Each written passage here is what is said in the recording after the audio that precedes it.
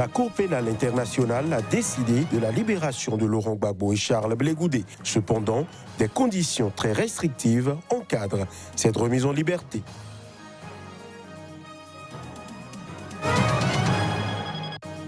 Au Malawi, l'opposition se concerte pour gagner la prochaine élection présidentielle. 4 des principaux partis d'opposition ont annoncé ce vendredi une alliance. Le candidat commun sera dévoilé lundi.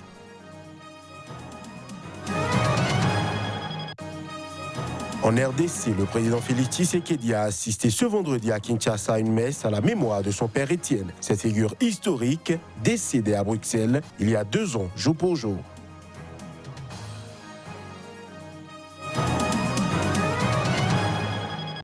Voilà pour les titres de ce journal. À chacun et à tous, bienvenue. La Cour pénale internationale a décidé ce vendredi de la libération de Laurent Gbagbo et Charles Blé Goudé. Cependant, des conditions très restrictives encadrent cette remise en liberté. Images et son. C'est seulement dans la nuit de vendredi que la Chambre d'appel a rendu public son verdict écrit. Il s'agit d'un texte de 30 pages qui liste l'ensemble des restrictions de la libération de Laurent Gbagbo et Charles Blé Goudé. La décision de la Cour d'appel a été prise à l'unanimité des 5 juges de la Chambre qui ont fixé comme première condition à cette libération qu'un État veuille bien les accueillir. First, the oral decision of the trial chamber 1. Tout d'abord, la décision orale de la Chambre de première instance, conformément à l'article 813 C1 de la loi du 16 janvier 2019, est modifiée en ajoutant un ensemble de conditions à la libération. Les conditions énoncées dans l'arrêt écrit sont imposées à M. Gbagbo et M. Blé Goudé dès leur remise à un État disposé à les accepter sur son territoire et disposé et capable de les faire respecter. Willing to accept them on its territory and willing and able to enforce the conditions. La Chambre d'appel estime d'ailleurs qu'il y a un risque de fuite des acquittés.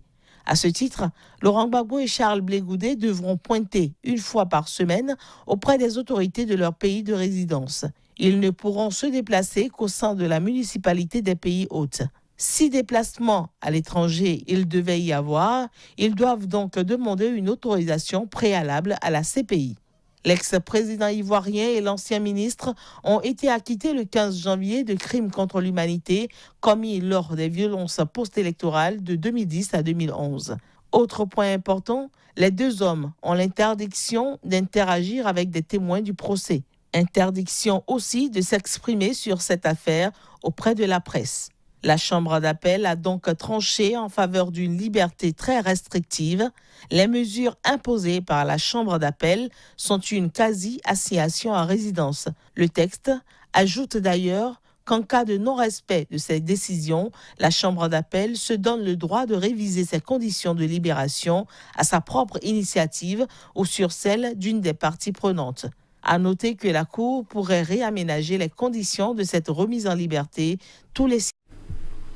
Et puis, il faut préciser que la Belgique a réaffirmé sa disponibilité à accueillir l'ancien chef d'État, Laurent Gbagbo. Et puis, des pro-Gbagbo ont célébré devant la Cour pénale internationale la décision de libération sous condition de l'ancien président ivoirien. Suivons ensemble l'ambiance qui a prévalu hier devant la CPI. Laurent Gbagbo est maintenant libre. Cette liberté est la liberté de l'Afrique. Les gens de Côte d'Ivoire aiment Laurent Gbagbo. Les Ivoiriens aiment Charles Blé Goudé. Ils veulent qu'il soit libre pour la réconciliation. Ils veulent qu'il soit libre pour la liberté en Afrique, pour la liberté en Côte d'Ivoire. C'est fini. 4 des principaux partis d'opposition du Malawi ont annoncé vendredi une alliance. Elle stipule entre autres la désignation de candidats communs pour affronter le président sortant, Peter Mutharika, aux élections générales du 21 mai. Les précisions. Parmi ces mouvements figurent ceux de l'actuel vice-président Solas Chilima et de l'ancienne présidente Joyce Banda qui avaient annoncé séparément leur candidature. Un soutien se fait jour en faveur d'un front uni de tous les Malawites mécontents du triste état actuel des affaires de ce pays, ont indiqué les partenaires. Le nom de leur candidat commun sera annoncé lundi prochain. La principale formation d'opposition, le Parti du Congrès du Malawi, MCP, ne fait pas partie de cette alliance qui a déjà choisi son chef, Lazarus Chakwera, pour briguer la présidence. Depuis des mois, le mécontentement populaire gronde contre Peter Mutharika, au pouvoir depuis 2014.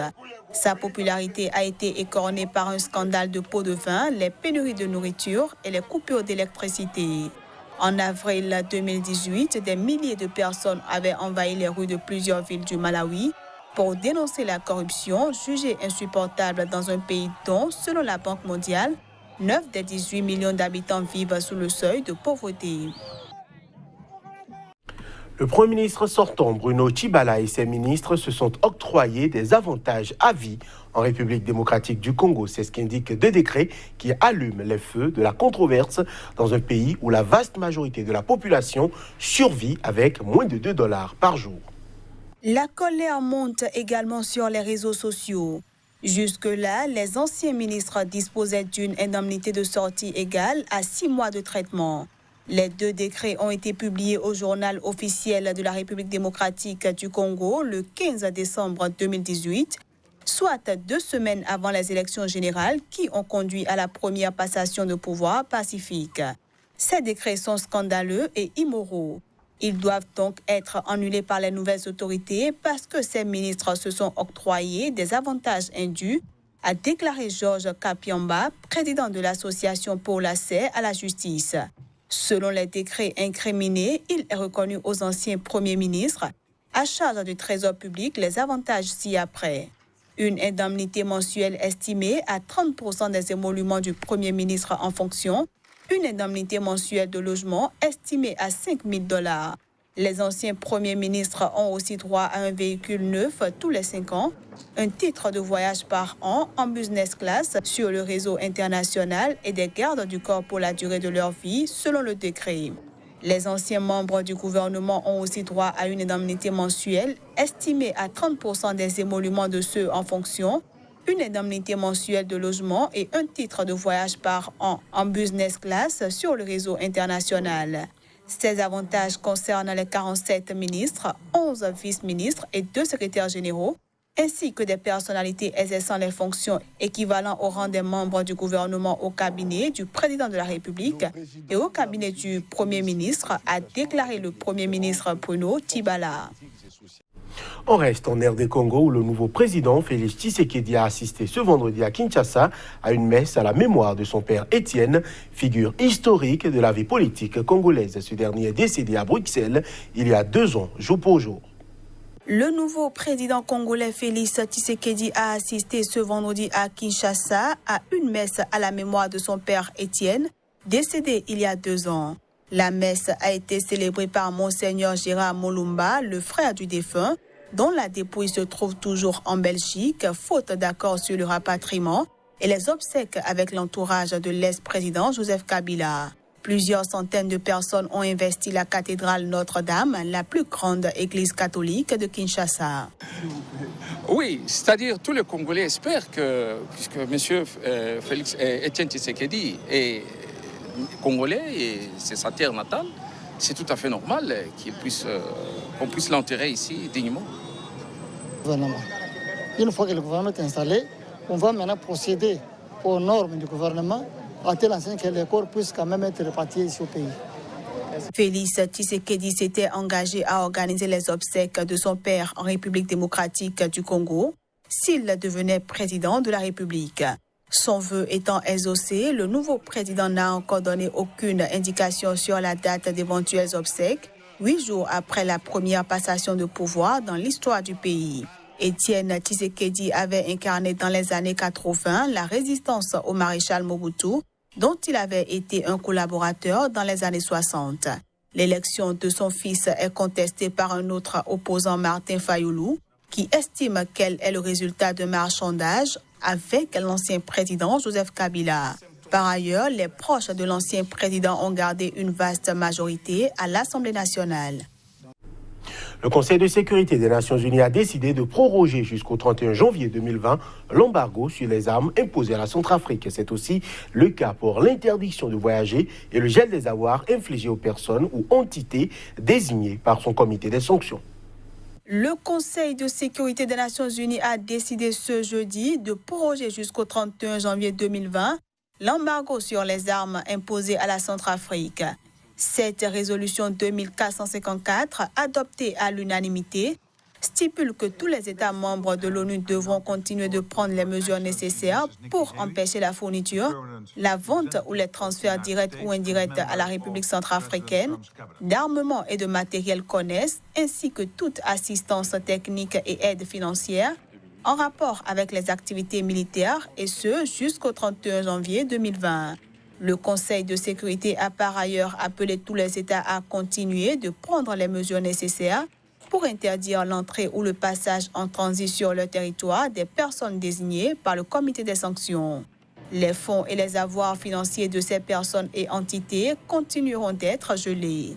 L'ONU interdit à la Centrafrique de se procurer des armes et des munitions depuis 2013. Les autorités du pays ont à plusieurs reprises demandé la levée de l'embargo en vain. Le Premier ministre centrafricain, Simplice Mathieu Sarandji, a participé à une manifestation à Bangui pour réclamer la levée de l'embargo de l'ONU sur les armes, dénonçant le verrou qui doit être levé en faisant référence à l'embargo. Un rapport de l'ONU notait en 2018 que l'acquisition récente d'armements par le gouvernement a incité les factions de l'ex-rébellion de la Séléka à opérer un réarmement. Au Bénin s'est tenue ce vendredi la cérémonie d'ouverture du colloque international Monseigneur Isidore de Souza sur mémoire du 20e anniversaire de sa mort. Reportage, il s'agit d'une initiative de l'École nationale théologique et pastorale. Le colloque international Monseigneur Isidore de Souza a pour thème « Religion, politique et développement ». Les travaux auront lieu du 1er au 3 février. Organisé par l'École d'initiation théologique et pastorale, avec l'appui d'un comité scientifique composé de professeurs titulaires des universités, de religieux, de scientifiques, d'analystes politiques et multidisciplinaires constitués à cet effet, ce colloque a pour objectif global de présenter le défi du témoignage de la foi dans le monde actuel et promouvoir une culture de vie citoyenne engagée. Le tout à partir de la mémoire de la vie des œuvres de Monseigneur Isidore de Souza. La fécondité manifeste de la vie et du ministère de Monseigneur Isidore de Souza, mon illustre prédécesseur sur le siège métropolitain de Cotonou, est essentiellement due à sa vie de foi, à son intimité profonde avec Dieu, dont il voyait l'image en chaque homme. C'est comme homme de foi, réellement attaché au Christ, qu'il a impacté l'histoire de notre pays et de notre Église. C'est dire qu'en vivant profondément notre foi chrétienne et en suivant la voie de notre conscience droite, nous pouvons transformer positivement l'histoire. Le colloque sera animé par les conférenciers et animateurs du Bénin, de la France, de la Côte d'Ivoire et du Congo. Il évalue aussi la pertinence et l'actualité de la pensée théologique, biblique, sociale, politique et spirituelle, ainsi que des projets sociaux de Monseigneur de Souza. Sa tenue coïncide avec le 20e anniversaire de son décès, le 13 mars 1999. Et ce sera tout pour ce journal que nous remercions d'avoir suivi.